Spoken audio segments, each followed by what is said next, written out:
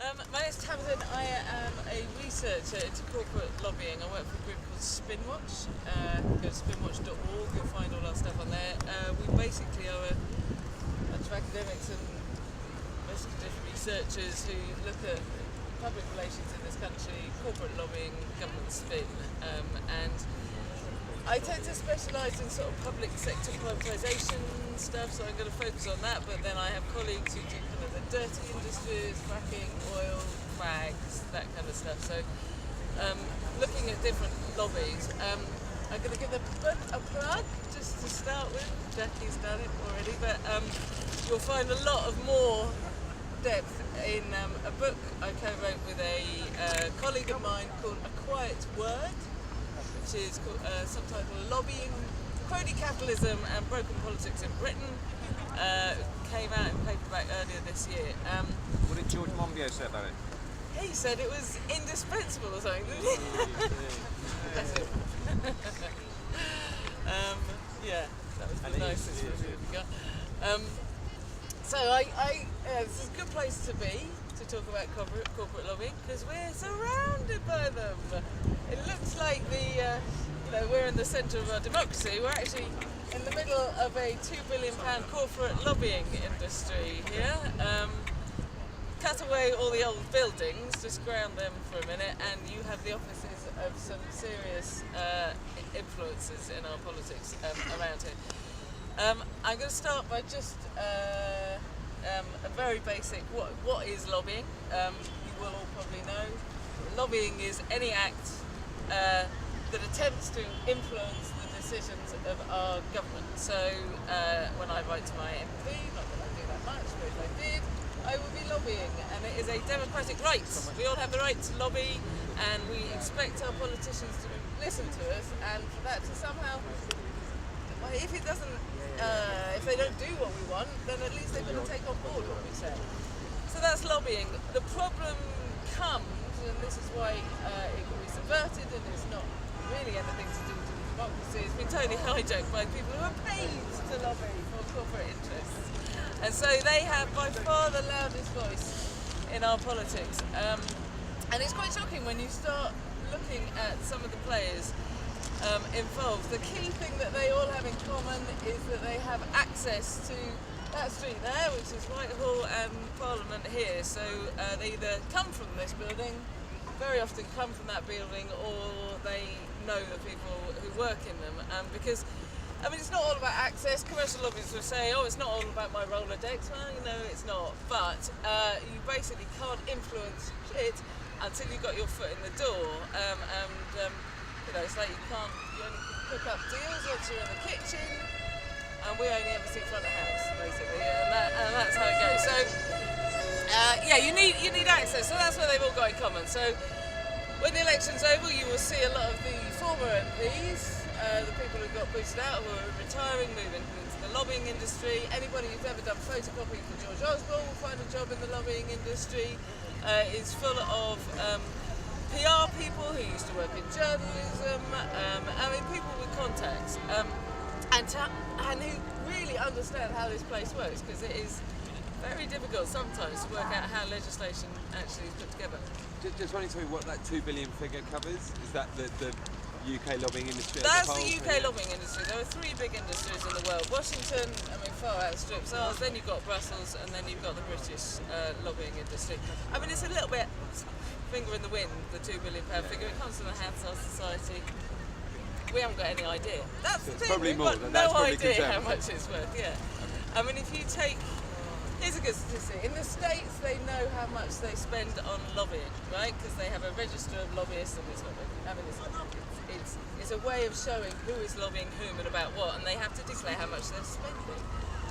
Pfizer spends something like in the region of, something like $80 million in the last 6 years, or something ridiculous. I mean, figures like that.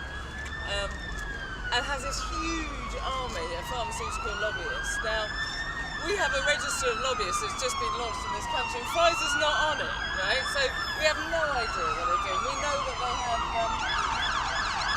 they employ 10 lobbying firms in this country, but above and beyond that, what they're doing, I have no idea. So anyway,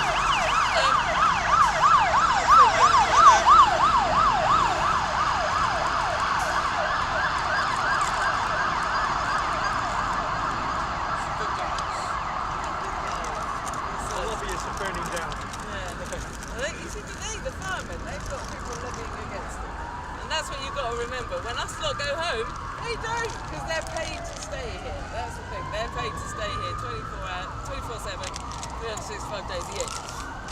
So a quick rundown of who is here. You've got the in-house corporate lobbyists, they're the main bunch, they make up the numbers.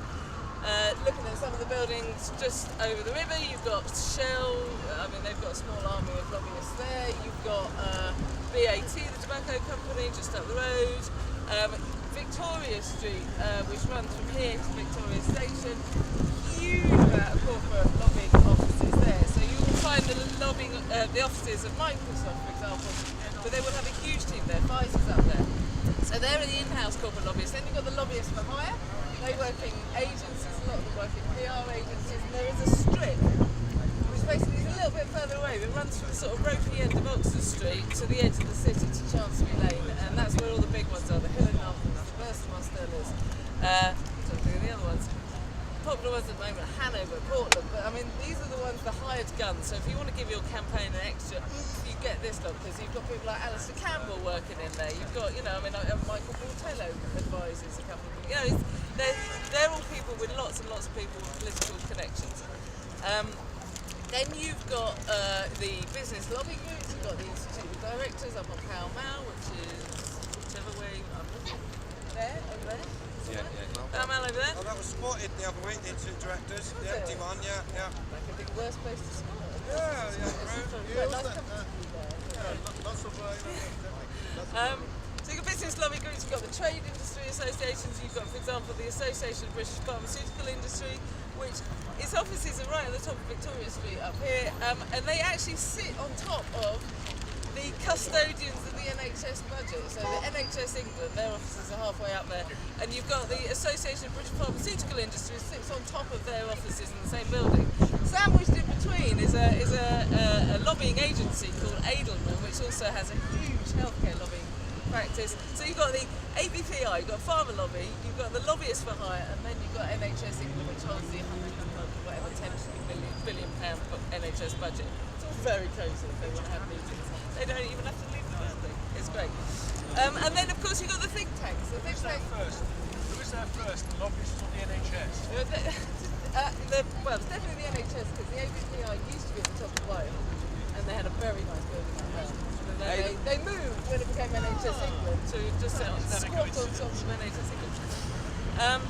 You've got a couple of financiers around here as well, people who invest in so you've got a company up there called Sovereign Capital, I think it's called, which is run by a guy called Lord Nash, I'm going to get this right, John Nash, who is now Education Minister, but his firm is a big kind of investor in private education companies, private health companies and the like, and they're just halfway up there. So I mean, like, literally this place is surrounded, but what you've really got here is the think tanks. Now they're thought to be nice, independent, thinking places, whatever. Many of them are disguised, they're corporate lobbyists in disguise. I was told by a lobbyist not long ago, you know, they basically perform the same function as a lobbying agency, they're just more expensive. So if you're a corporate entity, you will hire a lobbying, think tank, and they will do the legwork for you. And there are many of them around here. Just behind this building here is the Policy Exchange, big free market think tank, said to be Cameron's favourite think tank. Lots and lots of political connections. Done a lot of things like free schools and NHS privatisation.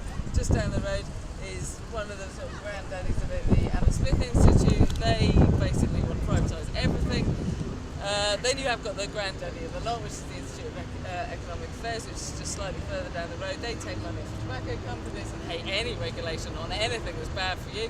And then, yeah, people like Reform, which is again another big free market. A lot of outsourcing. They'd like to see the whole lot outsourced, basically, if you fall down that. That gives you an idea. Oh, there's one lot I haven't mentioned, which are the lawyers and the management consultants and the accountancy firms, and they're at it too. They're all basically lobbyists for hire. You've got Ernst & Young, which is just across the river, a huge office there. Also, they do so much work in Whitehall as well for the government. Yeah, but they are paid lobbyists for people like Prudential. I the health insurer. So you've got them. You've got McKinsey's offices are just up there in just off Piccadilly. KPMG just by KPMG Embankment. down there, PwC. I mean, I think the important thing to remember is that lobbyists aren't parasitical to our system. They are not on the outside looking in. They are embedded. That's what I'm trying to say with the geography of it. This holds our government here, and it incorporates a lot of the corporate lobbyists because you get people like McKinsey designing health policy, PwC advising the government on tax laws and blah blah blah. And what they do is they subsidise our government. You know, they sort of deprivilege the civil service, and they replaced it with the management consultants a lot of time. So it's very difficult sometimes to see the distinction between corporate lobbyist and government advisor, and certainly it's very difficult to prove that they are working for both sides at the same time, which is quite difficult. So anyway, so they are embedded in our political system here, and yeah, they're here all the time. So that's basically who they are, and they've got really good contacts. And then just quickly, I'm going to talk about what they do. So I mean, the key thing is that they have access to people who make decisions, and that's everybody from ministers and permanent secretaries to junior civil servants and special advisors. They're very, very useful for lobbyists. So their big thing is that they can open doors to people making decisions. But they do an awful lot else besides. Key among them is, I'm going to say this nicely, they spin the media. But they spin the media, so an awful lot. I mean, I don't need to tell you lot that an awful lot of what you read comes straight out of corporate lobbyists' press releases and chats that they've had with various people. Would you not, in a sense, put the media as part of that architecture? Because I mean, certainly Thatcherism and the Telegraph people and the lobbyists were all like having meetings together. I think the point I'm trying to make is that there is, if I were talking about how lobbyists work, and this is sort of I find it a useful framework, is that people see it as this kind of great big beast that you can't do anything about, and it's quite useful to know exactly how they work. It's like building a bridge. You need certain things in place. You need money. You need people with know-how. You need certain skills. Influence is constructed like anything else, and so if you can see how it's constructed, it becomes actually less. You can deconstruct it, and people don't buy the government spin when they can see how it's done. And if you know that think tanks are paid corporate lobbyists, then people stop listening to them, or people start questioning why the BBC never says, the Institute of Economic Affairs funded by the tobacco industry. These things get more traction, and they become less powerful as lobbyists. So, how they work? Yeah, they have access. They use the media. But interestingly, there are two key ways that they use the media. One is to obviously get their messages across to our politicians and to the public, because you have to keep the public on side. But as a bigger part of their job is actually to keep messages out of the media, keep stories that they don't want in the media, keep them out of the media. So they spend basically half of their time keeping shit that they don't want us to read out of the media. Because it's true to say that lobbying is kind of best done, is most effective. This is actually a quote from a lobbyist who works for McKinsey now. Lobbying is best done, is most effective when it's done behind closed doors. You've got much more room to manoeuvre if you haven't got an audience. You can do deals if nobody's sitting on your shoulder going, hang on a minute, you said you weren't going to do that. So you need to kind of think about the fact that they are shoving a lot of stuff into our press, but also keeping a lot of stuff out. So there was a great example of this a while ago, which was the Crop Protection Association, which is aka the pesticides industry. They were threatened by a pesticides tax. Labour was getting all kind of actually quite good on pesticides, and there was quite a lot of public support for a clampdown on the liberal use of pesticides. The Archers were talking about pesticides, for God's sakes. So there was a lot of support to do something about it. So there was this, they proposed a tax, and the Crop Protection Association weren't that keen on this. So their strategy, they got hold of a lobbying firm called Hill & Knowlton, which has done an awful lot of work for tobacco over the last 50, 60 years to deny that it causes lung cancer. I might retract that Hill & Knowlton did that. No, they weren't. Anyway, they were definitely involved. So yeah, they were hired, and part of the strategy was to avoid public debate in the media. They didn't want to have the debate in the media because they didn't want to attract the attention of the green groups. They didn't want to have a public debate about it. They wanted just to talk to the farmers. So they put all the stuff about how awful this pesticides tax was in Farmers Weekly because they wanted the farmers then to lobby their MPs and to lobby the government against it. So the government then only hears this wall of sound from the farmers. This is going to be awful, it costs us loads of money, and there's no public outcry because they've managed to avoid engaging in public debate in the mainstream media. And it worked, and they scrapped the idea of a tax. Job done. So they're very clever at how they use it and how they don't use it. Another thing to add to that is how the internet is used and abused, and things disappear, and how it's controlled. So I mean, everybody knows about them editing their Wikipedia entries is very common, but using Google, yeah, exactly. Using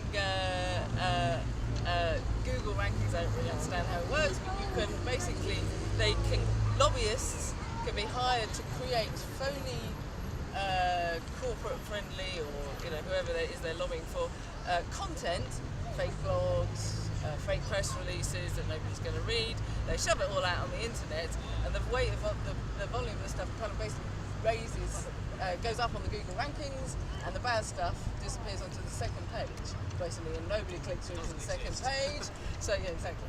So it's a way of kind of hiding. I mean, you'll find it there somewhere, but it's a way of hiding kind of bad content about a client, and it's quite prevalent now. Most of the big agencies, if not all of them, do this thing where they manipulate Google rankings to hide critical content. So we all use Google, and it is incredibly unreliable as a source of information. And of course, they're all across social media. They have quite elaborate, I'd say very elaborate, it's not tracking, surveillance kind of technology. So they're looking at, I went to a talk just down there, which was given by a lobbyist who specialises in crisis communications. And he said, if you've got a crisis and you've got activists, oh God, and you want to not find the ones that are putting out the most volume, you want to find the influencers, he said, the influencers, and then find out, because if you can tackle the influencer, then you can stop the stuff spreading, basically. So they have very sophisticated ways of kind of monitoring kind of activist networks, and who's putting the stuff out and the like. I don't really understand the technical. Sorry, this is a bit sketchy. Well, there are ways and means of doing it. I mean, the sort of nuclear option is to legal means, bring in a law firm, and the like. You can. I mean, I'll talk about in a bit about how they deal with opposition groups and things. There are ways and means of doing They it. can become the opposition. They can actually infiltrate a court. That's an option. Yeah, so I will come on to corporate Which crime. obviously goes on a lot. I just noticed this morning I tweeted a lot about this, photos and stuff last couple of days. Some conservative political scientist guys followed me on Twitter. Yeah. I mean, I wouldn't be too worried about them. I mean, they really have. From what I've gleaned, they have these very sophisticated systems which we can pick up. So if you basically badmouth a corporation, 140 characters or whatever, they will find it, and then they will work out whether you are kind of a threat or not. And it's, they are monitoring reputations. If you imagine the reputation can be worth billions to a company, Unilever, for example, its reputation is worth billions, they will spend quite a lot of money to protect that reputation. So they are across kind of threats. Doesn't just come from activists. They don't like flatter ourselves, but they are certainly ever watchful, put it like that. Where was I? So that's kind of they manipulate the mainstream media, and they are all across social media and the internet. Another key technique. So you got the access and spinning the media, and another key technique that they use, which is kind of the essence of public relations, because a lot of these lobbyists are actually based in really big, global communications companies, which do everything, but they also do public relations. And the essence of public relations is about, if advertising is about blowing your own trumpet, public relations is about getting somebody else to say something good, what you want them to say about you, right? So it's all about the third party endorsement. So, and lobbyists do this, is absolutely at the heart of what they do. So you need to get somebody else to endorse your campaign. So if you're, I don't know, BAT or a tobacco company, you can stand up and say, we don't think we should be regulated. Don't bring in plain packaging. Don't, hide our fags behind shutters and all the things that we can do to kind of dissuade people from smoking. And if BAT stands up and says that, well, we'd say, well, you would say that. It's self-interested, isn't it? So what you want to do is you want to get other people to say it for different reasons. So the tobacco industry is absolute pioneers at this, what they call the third-party technique. So they will get all sorts of different people. They've funded newsagents groups. So MPs in here will hear, armies of newsagents saying, don't regulate tobacco, it's going to kill our businesses, right? And they won't see Philip Morris International behind the newsagents group. Or they'll form a if you regulate tobacco in this way, plain packaging, it's going to increase smuggling, for example, which is bollocks. But then MPs and the public hear ex-coppers who know what they're talking about, they're credible, they're independent, they're whatever. They hear them, they don't hear Philip Morris International, for example. So it's a very clever technique, and that's basically, a lot of the voices that we hear in the media are these, third parties for corporations. There's a classic one which was, so there was the health insurers got together, I think it was about 2006, something like that, 2006, and they were like, how to get more people to take out private health insurance without being seen to undermine the NHS. How are we going to do it? How are we going to get people to take out? Because people in this country don't do it. Scare the shit out of them. Scare the shit out of them. Well, yeah, what they did is they started paying some of the think tanks. So there's a think tank down there called Reform. Prudential was one of its biggest funders. And then Reform does loads of reports in the press about how the NHS can't cope and we can't afford it and we need to start thinking of other ways of paying for it. We may need to go and pay to see our GP, so you might have to get insured for that. But also what they did is they set up a group, or they supported a group called Doctors for Reform, right? Doctors for Reform. And they were an unverified 1,000 doctors, I don't know, there might have been 2, who knows. But they were absolutely, the sole purpose of which was to speak in popular terms to the media, because we trust, as you've just heard Jackie, we trust doctors more than any other profession to speak the truth. So instead of hearing Prudential speak about the crisis in the NHS and how the reforms are necessary and stuff, on the Jeremy Vine show, if anybody's listened to Radio 2, popular lunchtime show, 5 million listeners. They're not all paying attention, but there are 5 million listeners. And you've got this guy, spokesman for Doctors Reform, sitting on there saying this is why we need to reform the NHS. He is a GP. The fact that he specialises in Botox is neither here or there, but he is, they wouldn't say that. But what they don't do is they don't say that he is a spokesman for Doctors Reform, which is associated with Reform, the think tank, which is funded by Prudential, and you trace it back to how we're going to get more people to take out private health insurance. So that beautiful kind of, it's not that it's secret, because if it's secret you get found out and there's a scandal. It's just not disclosed to people, nobody need to talk about it.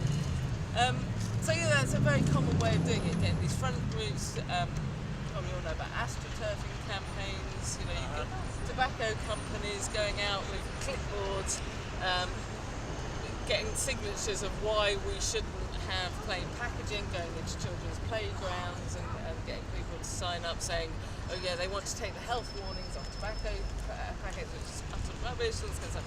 So there are a million, and then you've got, however many signatures on a petition that you can hand over to the government. So there's just lots of ways that they use third parties. So that's another absolutely key technique for the lobbying industry. I think final thing to talk about, and I'm not going to talk about it much, but is how to deal with opposition groups. This could be anything from a friendly NGO to a small activist group opposing fracking or HS2 or whatever it is, NHS privatisation. The key thing is knowing your enemy. They are very good at finding out who opposes them, and then they use a very common technique. Is seems to be particularly with the large multinationals against big campaigns, is to divide and conquer. If you split your opposition into little bits, and there are strategy documents from the tobacco companies, the oil companies, and the GM companies of how they've gone about this. So they put their NGOs into quadrants. These people we can work with, and they might include, I don't know, some of the big NGOs that don't want to be seen to be too hard. And these have been more activist-y types, probably got more grassroots connections, and probably are not going to, well, go on to the next stage, because once you've divided them, then you can start talking to what they call the realists, and you can persuade them into agreeing with you, maybe compromise a little bit, but you can certainly, what you want to do is you want to consult with them and bring them into the fold, and what you want to do is you want to isolate the radicals over there. So they try, I mean, I don't know if they did it or not with the tax justice lot, because we went to a meeting and they started talking about how they were going to talk to some of the bigger NGOs and how they weren't going to talk to the Tax Justice Network who'd done so much of the running on it. And but you can see how then, you know, some of the bigger NGOs start sitting on platforms with the tax advisors to some of the big oil companies and, you know, the like. And they have these conferences where they discuss tax avoidance, but, you know, it doesn't mean paying any more tax, it just means they've got to communicate their tax position better, you know, all this kind of stuff. So it's about, yeah, I mean, classic kind of divide and rule. They like their military metaphors and their military strategies, which is good, because then, yeah, the next, yeah, you've got surveillance, divide and conquer. I don't really want to go into smear tactics too much, but if it's a serious case or you've got an isolated individual, you can do that. Certainly there has been a concerted campaign, or it appears to be a concerted campaign against, for example, climate change scientists who have been on the receiving end of some very unpleasant threats and smears and the like. If it's not coordinated, it looks coordinated. So, I mean, so it's kind of, but then we're not talking conspiracy here. We're just talking that there are networks of power, and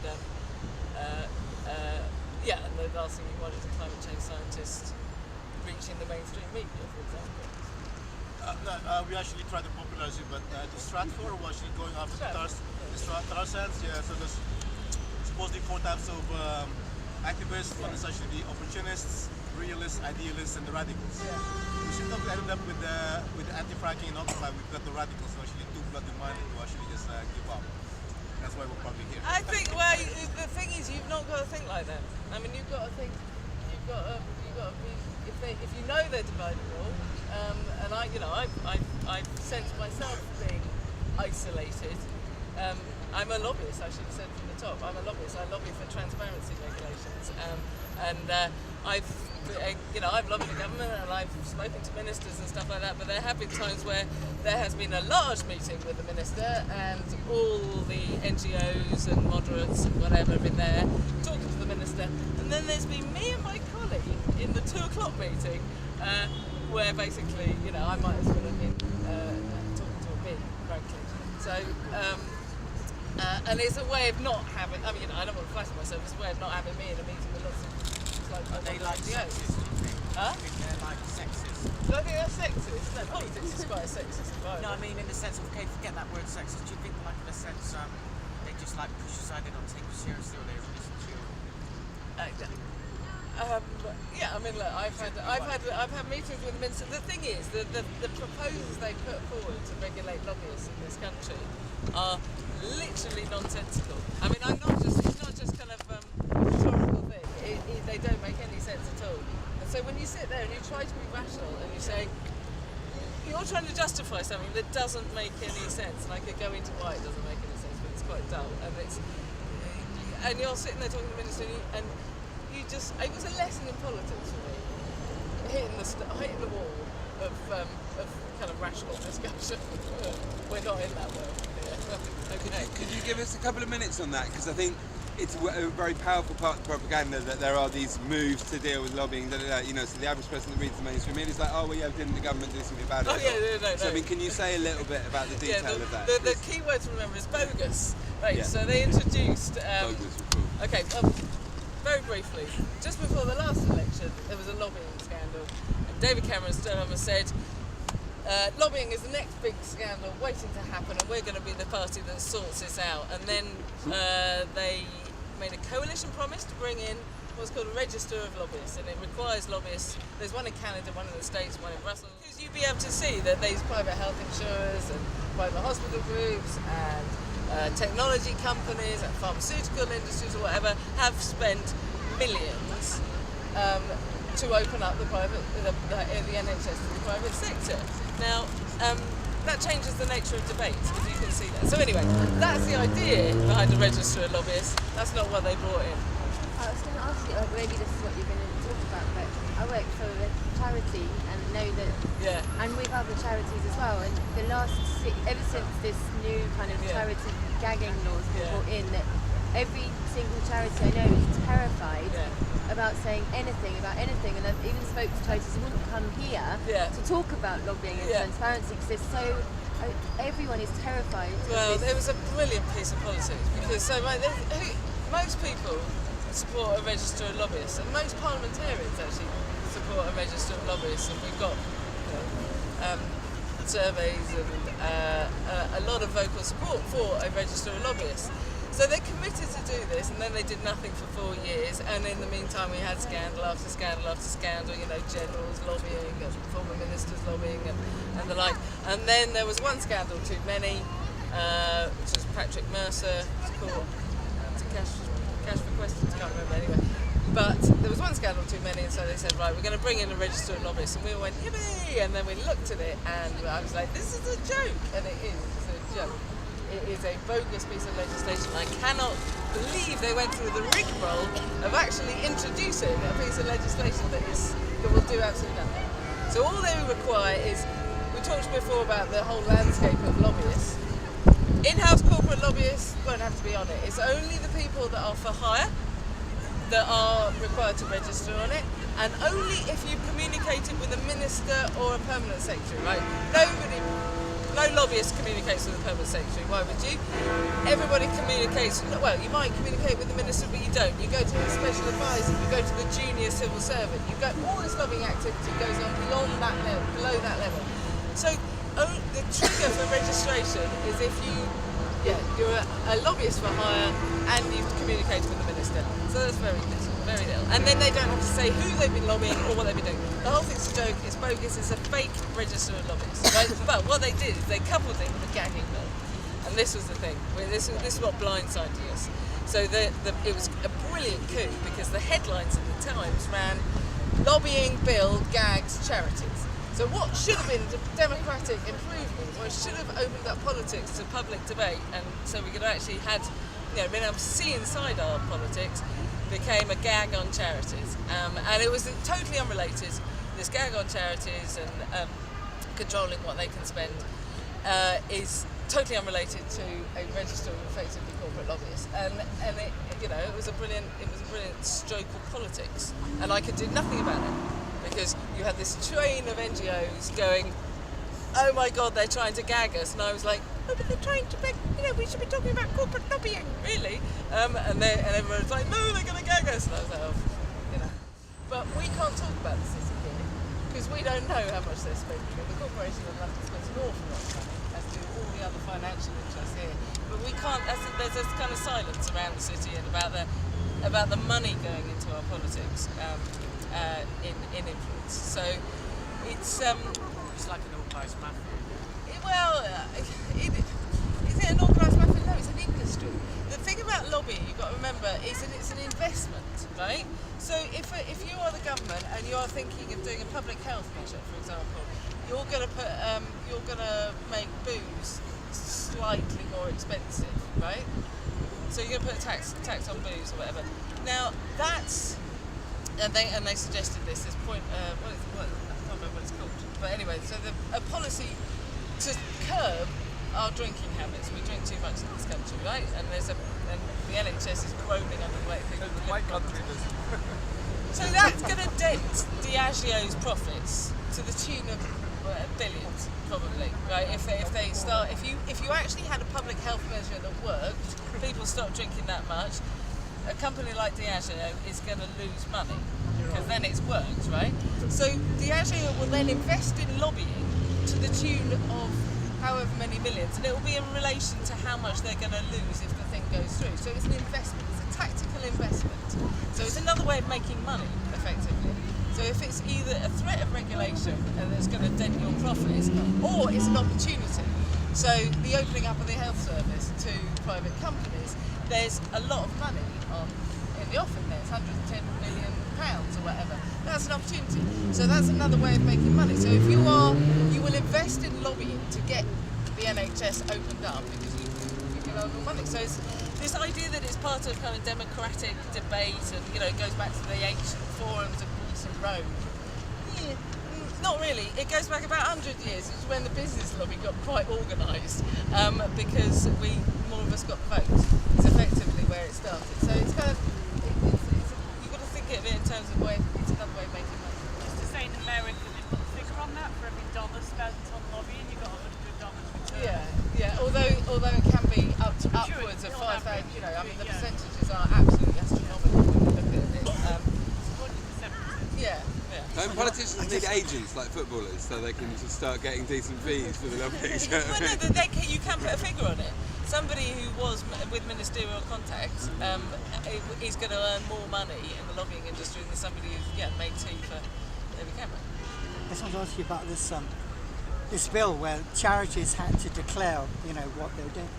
I mean, that had a complete gagging effect on the ability in England for the NGOs to do anything coherent on the Stop TTIP campaign on April 18th. In other countries, there were like 10,000 people in Berlin, and in Madrid, in Spain, there were enormous numbers. In England, there was like tiny little demonstrations. Yeah. And as far as I understand, it's because one of the things is that each of the organisations affected react differently. Like some choose not to, and others get really worried about it. The unions are really worried. So what was already a fragile coalition in terms of trying to present a coherent actions around TTIP, then gets further fractured by the fact that people don't quite understand how that organisation is going to react to it compared to that organisation. They don't really talk to each other, and they're very, very scared of reprisals. I mean, so I think it was incredibly damaging. Yeah. I mean, as much as it's good, I agree that lobbyists we should have transparency. The way they twisted it was actually to completely suppress legitimate concerns by NGOs and charities and so forth. I totally agree, and I underline my point that the two are totally unrelated. Yeah. I mean, they literally shoehorned that gagging bill, that gagging clause. It's not just TTIP, it's everything. Sit in a lot of NGO coalitions on different issues, and people just basically, like with the migrant crisis recently, NGOs just decided not to say anything, especially because it was near an election, because they're so terrified that with migration being a topic, so basically if it's a topic that political parties talk about and is in their manifesto, if you as an NGO also talk about that topic, you can be accused and sued essentially for kind of being accused of being a lobbyist without having declared it under this kind of Declaration Act. So NGOs just, they're not slick businesses that know how to work these systems. So they sit there and they and they just panic and shut up. And But it's really noticeable that it happened in the UK and not elsewhere in Europe or in the world. So it shows you just how effective that bit of neoliberal legislation was. Yeah.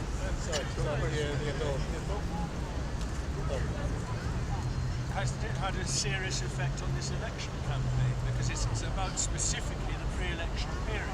And one thing we have not been able to hear is the sort of things that precisely those organisations should have been telling us in the last month about what has happened to this country over the last 5 years. We haven't heard, therefore, about the NHS, a lot of environmental issues, poverty, and a series of other things in my mind. But all those things, so that we have had almost completely one-sided election campaign. The corporate lobby still saying everything wants with its mouthpieces on that building, but not informed by his own. No, and I go back to the point that I made about lobbyists and controlling media, and it's also one other thing that you sort of need to realise is that lobbyists, as well as not being kind of parasitical, they are kind of embedded here. They also can work in conclusion with the government, so they will work to help government forward its aims. or whatever, they'll get business support for it, or and they often work in concert, you know, they're hand in hand. And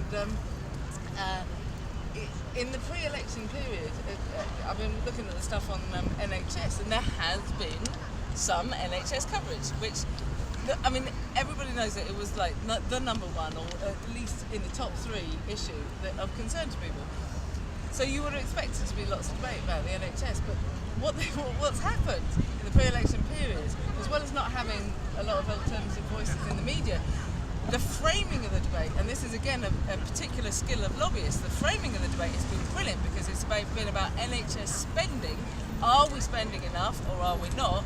And it's not been about privatisation and takeover of the NHS, which is what it was about before. And if you look at lobbyist strategy documents,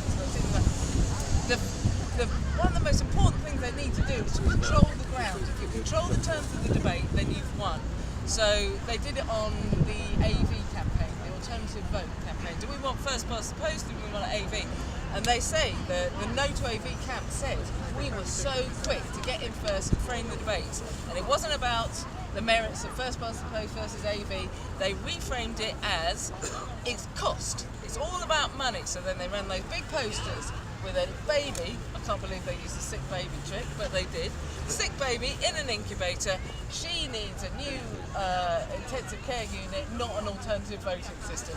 As if it was a choice. Do you know what I mean? It wasn't a complete lie. It was quoting It was the total figure. utter The figure that it total cost to lie. run the referendum, as if you would by voting staying with us. I know, it's just a bogus figures and a bogus argument, but they got in and they framed the debate. They tried to do it on HS2. So I've heard them speak, and they've been quite public amongst lobbyists about how it was important to reframe the debate. It's not about, because it's called HS2, High Speed 2, which is all about basically getting a few business commuters to Birmingham and back quicker.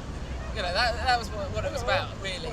And they needed to reframe it, because that didn't seem like a good reason to spend billions of pounds worth of public money. So they reframed it into, it was basically jobs in the north versus posh people in the south. And that's almost a quote from that. That's almost a quote. So it was our jobs or their lawns is how they framed it.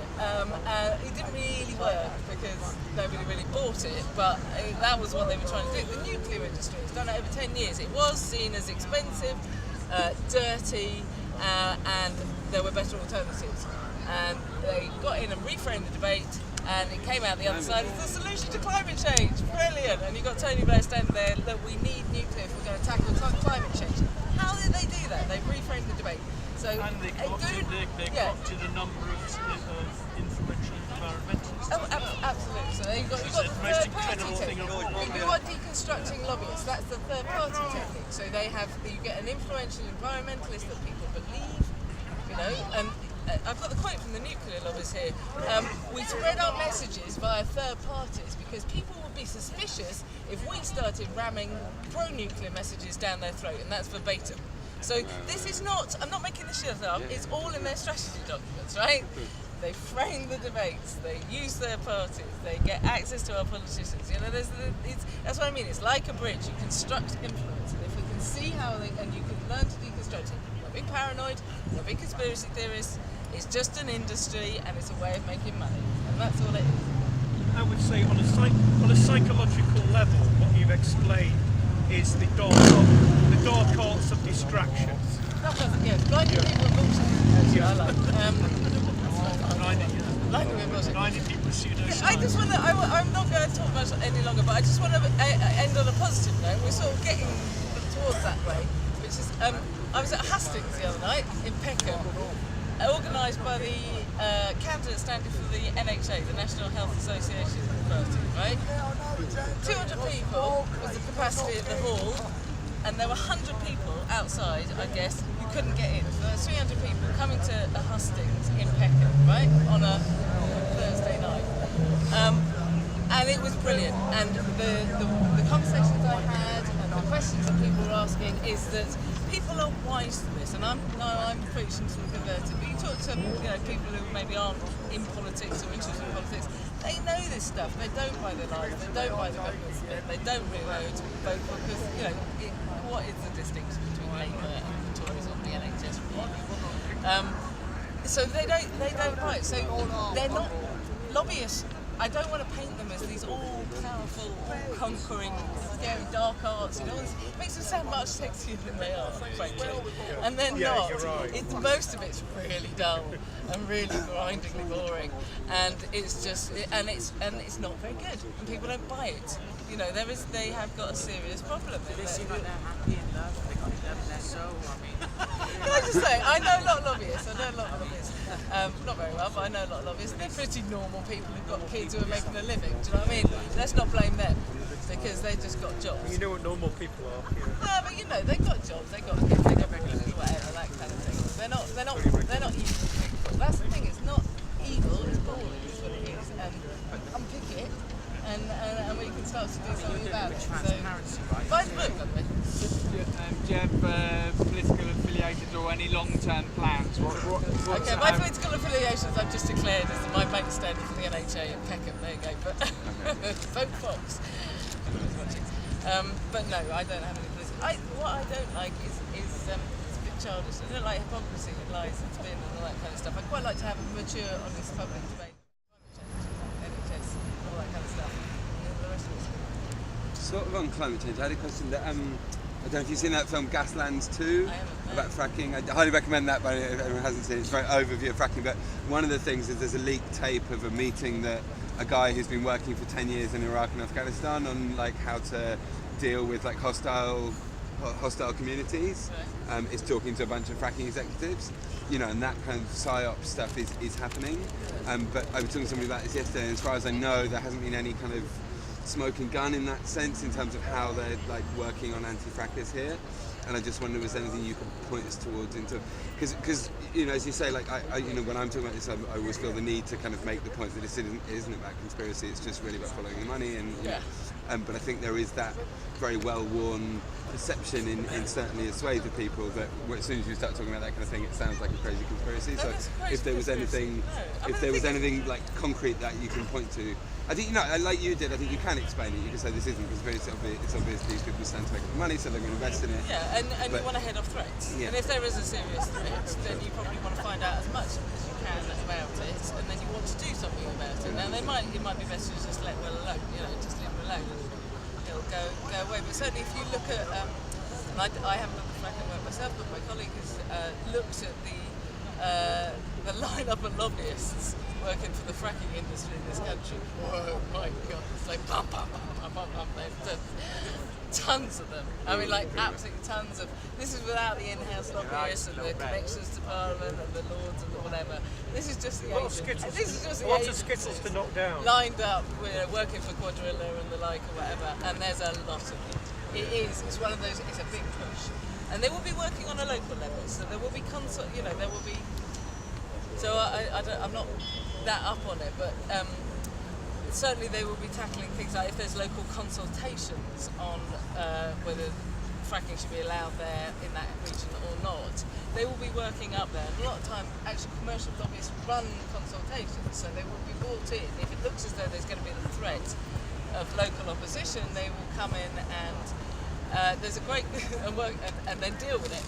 There's a great quote from an ex-Tesco's lobbyist, because the supermarkets were very good at this, because there was lots of protest about, you know, no more Tesco towns or whatever. So lots of opposition, local opposition to big supermarkets. And the guy, he was an ex-Tesco's lobbyist, and he said the army used to call it reconnaissance, we call it consultation. So what you do is you go in and you find, you basically run a consultation and find out the strength of the local opposition. And who's good at voicing the opposition and everything. Who are the influences there? Who you've got to watch out for? They come to it. Is there any political support for these local groups, whatever? So yeah, and then what you can do is you can manage that opposition through a consultation process. So you might be able to get to change the colour of the bricks or the number of the trees, but you're not going to choose whether you've got an incinerator or not. That's a foregone conclusion because it's funded by PFI and they want the money. So yeah, the local consultation is actually it's a specialist niche in the commercial lobbying industry. Is working for airport operators who want to expand. It's classic. the developers, the supermarkets, and manufacturers, and they have got a lot of money behind them. We've got a graph, and I just didn't make them. I like doing tables. There's a nice little graphic on our website which shows the lineup. Around your fracking mates. It's just useful to know because if you can't see them, you don't know what you're up against, do you? You don't know. You kind of. I just want to say thank you so much for being so brave and just talking about it. The important thing is I get paid. It's really easy. Well, it's easy for me because I get paid to. That's okay. I'm lobbying you. Yeah, I mean, actually, I was reading about how Monsanto was capturing the anti-Monsanto groups in Facebook. So actually, they started paying Facebook advertising money, and then they, instead of shutting down all these anti-Monsanto pages and groups, they just froze them, so no one else could actually post into those groups. And then that's why some people actually thought that there was nothing going on, so they just it stopped appearing on their news feeds. So there was a. And the thing is, you've got to just carry on because the attacks will come, and you can expose the attacks. So you can certainly expose things like corporate spying, but the more serious end of it. But I remember the day that our book was published, the Spinwatch website mysteriously was attacked by some awful piece of malware and went down for 24 hours. It was an absolute mess. Right, what's the book called? It's called A Quiet Word, Lobbying, Crony Capitalism and Broken Politics in Britain. It's by TAMSIN and my colleague Andy Rowell. TAMSIN Cave, C-A-V. Do you have any copies with you at an attractive price? Okay, right. Spinwatch.org. Spinwatch.org. We've also got a wiki called powerbase.info, which has a lot of profiles of lobbying firms. You can get a lot of this stuff on there. Can you download the book? Spinwatch.org. You can buy it on Kindle, yeah. Okay. Yeah. We set up a website where people can pledge civil disobedience, and see how long that stays. It's not that I got attacked last night, but basically by talking, I was thinking, what if people held a month of their BBC licence fee against a demand that says, we'll only pay this if you, every time you have somebody come on the BBC, they have to declare who's funding them and you have to say who it is. I know that doesn't solve the entire problem, but I'm looking for ways of legal power to come from the grassroots, and to me, I can still do it, but signing petitions, asking nicely for lobbying bills and that. Listen, we had 75,000 people support decent register of lobbyists to make it absolutely no. Although, similar, we had a similar number of people tell NHS England to do what they should be doing, which is publishing their spending data so you can track some money where it's going and stuff like that, and that worked. Long time before It took me going to their office to work. But I mean, I have my data. The point of what I'm saying is just to see if you had any twist on that idea, Listen, I mean, I think it's not something I've had any experience of, but I think it's all good. It's like I'm a transparency campaign. Anything that kind of gets people debating, thinking, talking, meeting, and all that kind of stuff, it's got to be good. So why is it called A Quiet Word? Well, it's actually a quote from David Cameron when he said, we all know how lobbying works. When he made his big transparency speech about lobbying, he said, lobbying, we all know how it works. The quiet words in your ear, the lunches, the hospitality. Brown envelope. Not anymore. It's much more sophisticated. Electronic. Maybe Why on a not? local government level, but certainly on a. I think those days are gone. You don't need to do that. It's all very professional. It's when somebody mentioned the mafia, Tax Justice Network did a really interesting tax cast on that, saying basically the mafia use a lot more of the kind of, lawyers and PwC type mechanisms, and the corporations and the banks use quite a lot of mafia tactics, and it's actually they've all just kind of swapped ideas, and mafia capitalism is kind of they're one and the same really. The mafia's They're all diversifying in each other's directions.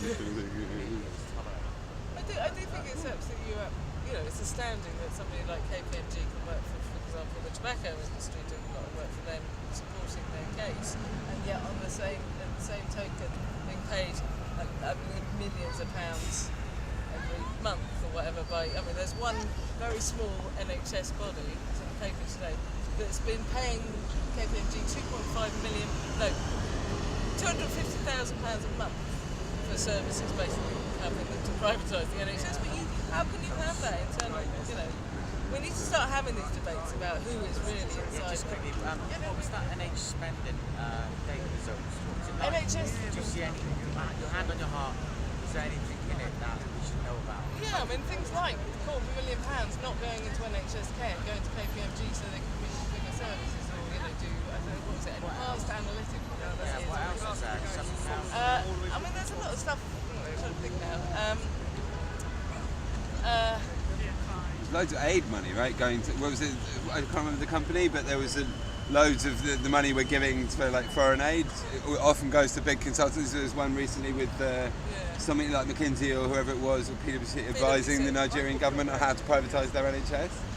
And it was millions and millions. We export PFO, we export all these. We have a lot of expertise in outsourcing privatisation. Who funds Spinwatch? Okay. Transparency. I am funded, it's all on our website, because I'm not hesitant to do that, it's all out there. I've been funded on lobbying transparency work by the Joseph Rowntree Charitable Trust, the Quakers.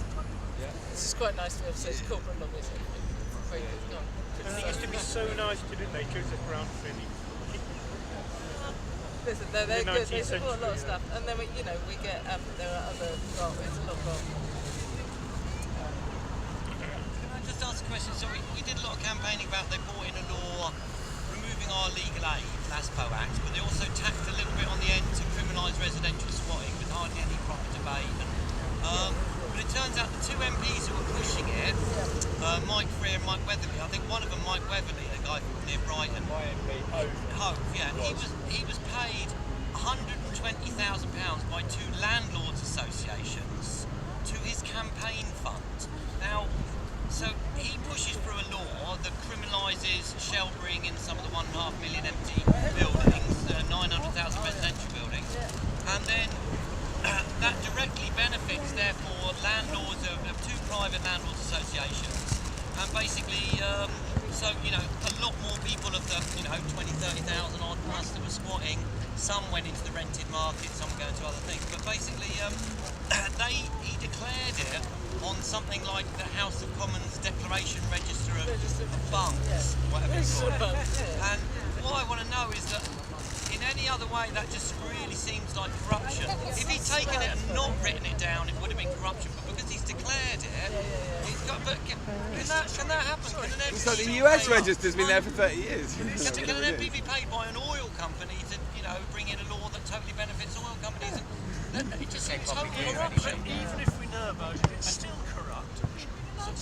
We should stop being embarrassed in this country about talking about corruption. People in that building get on their high horses and lecture to African governments, East European governments about how dreadfully corrupt they are, and they look at these doctored figures from Transparency International saying, oh, look how wonderful this country. And we know this is what Occupy is all about, how this country is crawling with corruption. Venezuela's mother of all corruption. Let's just say that.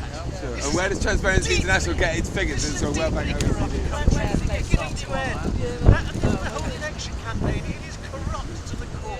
We all know that. That's why we're here. So what's happening there? Stop being embarrassed about using that. Sorry to get a bit heated. Is there a? No, it's good. It's good. Is there? So what's this thing called? There's a lot of registers now. So there are. I tell you, this will be useful for you. There are ways that we track stuff, or you can find stuff out. And anyway, we've been doing it. Register of interest is a good place to start. You can find out who register of interest. It's called a register of interest, and MPs and lords have to put on there who either pays them to be an advisor or director, or there's one guy that's earning so much money and he's down in the southwest as a barrister. But so you've got that. You've got the register of lobbyists. I have to say, don't put all your hope in that. That is a tiny little step. It's great. I've spent 7 years introducing a really shit register of lobbyists. I was like, thanks for making it. But it's a really small step. But again, it opens up little fissures. You can start to see stuff. You can start to have little conversations. You can use the information to then go and see. Okay, well, we know that this Ernst & Young, for example, is lobbying ministers on behalf of credentials. Then you can go through the ministerial meeting logs. Every quarter, every month, I think, every quarter, ministers say who they've been meeting. Not all the meetings go on the in the diary, but you might be able to start look at that and then go through freedom of information. You can start to pick away and to try and find out what's going on. And the thing is, I can't think of a better way of doing it other than to arming ourselves with knowledge about what actually is going on. You know, it's. I think the civil disobedience thing, I think if we can work out ways to kind of lever... What I do is a little bit of the whole. So if we can work out that to lever that with a kind of increasing capacity for people to take civil disobedient action that actually disrupts the status quo with a clear message. Yeah, well, this I say here enough, you know, I mean, like, it's called corruption, and... Before the Great Reform thing, the last time this country was deeply corrupt, before 1832, what we now call the establishment was called corruption. That's exactly what it was. Let's call this lot new corruption. That's what it is. It's a rebirth in modern terms of what was happening 200 years. What was the 1832? The Great Reform. that was the name for the establishment. Corruption. Old corruption. All these old people and all their corrupt practices in each other's pockets, yes. The churches and the universities and everything, and the parliaments and everything, all kind of paying each other off. That was wigging 200 years ago. There is a new book in And he's speaking on when's David White speaking? Is it Tuesday? So you can come to Sunday. Okay, next Sunday, David White, How Corrupt is Britain, be here. Well, so we all go and train ourselves over there then. Tamsin can give us the neat message with leverage. I've only got a £2 Well, quid lot. it's not too depressing. I mean, people normally come away quite depressed, but it's not. You know. I think I certainly feel kind of armed Anger more is than I good. started. Directed. Curious, you can. But at the end of the day, if as long as we believe that good wins, like if you watch spaghetti western, the baddies never win. And if you sort of, I mean, do you see where you're going with this, Steve? The lobbying firm on the road, Aidan, does a trust barometer, right? They do a trust barometer. And you can see bankers, going down. You can see politicians going down. You can see mainstream media going down. And you can look at who is trusted to tell which people. It's not like the corporations have got it easy. They've got to spend millions of quid on this, pounds on this shit. So it's not like they're winning. It's just, there is an environment at the moment that sort of enables them. It enables them. And so when people meet in public parks and outside listings and like this and stuff like that, and the Achilles heel gets bigger by definition as the system becomes actually more corrupt. Their job of spinning it to make it look otherwise, in some ways, gets bigger. What you were saying earlier about like Doctors for Reform or whatever it is, where they're going to try and co-opt something that can be trusted. That's why it seems really important to know who's being funded by who. Yeah, because they shut down. Doctors for Reform hasn't been around. The minute you said, let's have Doctors for Reform funded by the credentials, it's just killed the interview. Totally. I mean, this is why that suggestion I made earlier is kind of trying to find what the community looks like in this particular agenda, we have to have some power here. I think we've got lots. The thing is, when you go to these lobbying meetings, and you'll like this actually. There's the tax justice lot, and it was just as Occpuy was outside St Paul's, and I think it was the day that the students came and joined them, and there was a big march past all the students and stuff, and it was quite exciting. But it's a bunch of tents outside St Paul's, right? And there's a big tax justice industry meeting going on. It was like a couple of days afterwards. No, in fact, it was at the time, because there's this guy who's a lobbyist from the Cayman Islands, and you've got Caymans and Bermudas there, and they all flew in. Plus, you've got all the accountancy firms and the lobbyists for the industry, and they all get together for this big shindig because you lot, mate, because of Occupy. And they were like, there was this guy from the Caymans who's a real Scottish bruiser, and he went in and he said, I went down and I infiltrated Occupy the other night. I took the suit off, put my jacket on, and my leathers on or whatever. I went down there and he came with some leaflets. And he said, you know, and they read out the leaflets and had a good laugh and stuff like that. And he said, no, but it's not funny anymore because people are listening to them. And it's not just people are listening to them. He wants a bit more tricky look, you can read this read this in the book. There's we've got basically what he said in the book, a transcript of it. But he said it wasn't funny anymore because it's not just the usual suspects. It's not us lot. It's Tory voters. It's people in the Telegraph. And then, you know, George Osborne's having a very public handbag fight with people who avoid tax. This isn't funny anymore. We need to do something about it. That's when they start talking about divide and conquer. But my God, and then you suddenly realise the power that you've got. Yeah. And that, I mean, the fact that you're fueling the industry.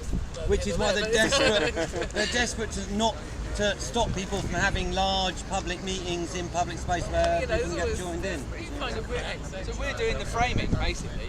Oh, yeah. That's what we're trying to do. The tax justice network was winning at that time. I mean, the thing there, though, is that, like, using that counter-power model that I'm just reading next to that, but, you know, like, tax justice, we've got the idea out there now, but you have to move to the consultation stage, don't you?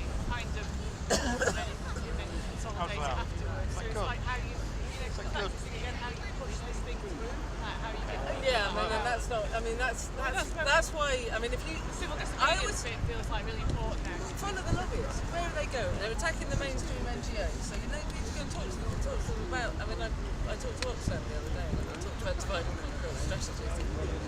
What did they know about it? What if all the NGOs got together and found something that they all agreed with that would benefit all of them, which the government were trying to keep quiet, and then they said sod the gagging bill.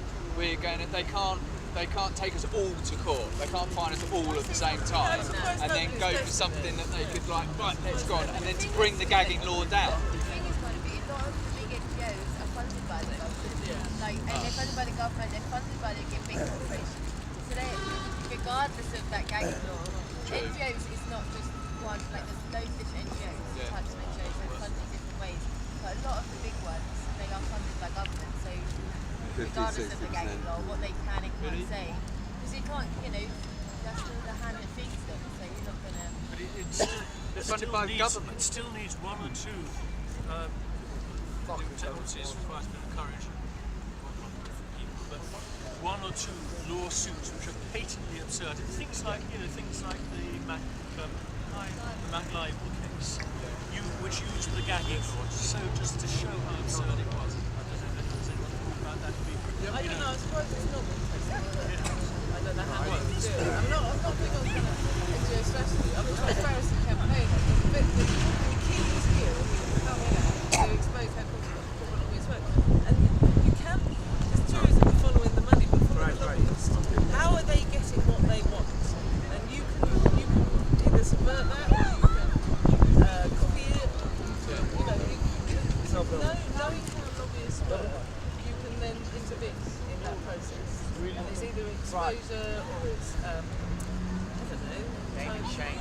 I mean, there's all sorts of ways of doing it. That's the process that needs to be anticipated, because otherwise I think so often this happens, you know, loads of people get together, like this needs to change, and they get to the point where the person says, yeah, we'll change it, and others in below, you know, and inevitably they both capture the process and follow it out as impact. And I think sharing that idea with people in terms of having a strategy which involves mobilising all the people who are involved in the campaign at the point where the solution gets proposed, because you know that at that point that's going to be where they're going to try and follow it out, and you know. That's my acronym for poaching. Not to demonise poachers who are often in fact people who've been kicked from the land, you know, but that as well. I'm sorry that you're the last, but I don't want to stop at your conversation, you know? Yeah. Yeah, of course we make some noise, TAMSIN.